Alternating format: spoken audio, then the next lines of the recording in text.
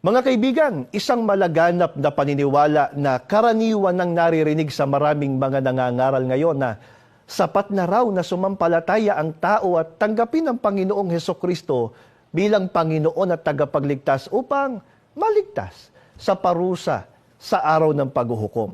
At ang isa pang karaniwang paniniwala din ng marami ay ang mahalaga lamang ay ang maglingkod sa Diyos saan man at sa anumang paraan ito gawin ng tao. Tama kaya ang ganitong mga paniniwala ng maraming tao?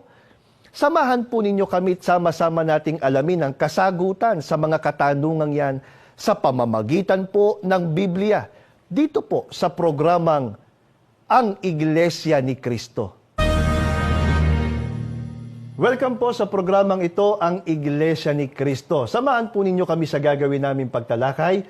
Ako po ang kapatid na Glenmark Minggita at makakasama po natin ngayon ang kapatid na Roniel Aranzazo, isa rin pong ministro sa loob ng Iglesia ni Cristo. Magandang araw po sa inyo, kapatid na Ron. Magandang araw po, kapatid na Glenn, at maraming salamat po sa inyo. At sa inyo po, mga ginigiliw po naming taga-subaybay, patuloy po ninyong subaybayan ang gagawin po naming mga pagtalakay. Opo. Kapatid na Ron, unahin po nating alamin sa pamamagitan po ng Biblia.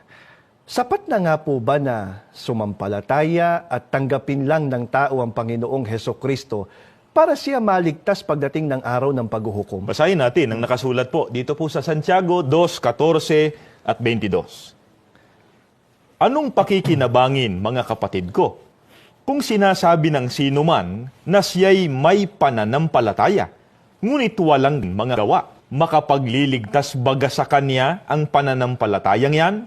Nakikita mo na ang pananampalataya ay gumagawang kalakip ng kanyang mga gawa, at sa pamamagitan ng mga gawa ay naging sakdal ang pananampalataya. Alinsunod po sa ating binasa, upang pakinabangan ng tao ang kanyang pananampalataya, dapat itong maging sakdal sa pamamagitan ng gawa.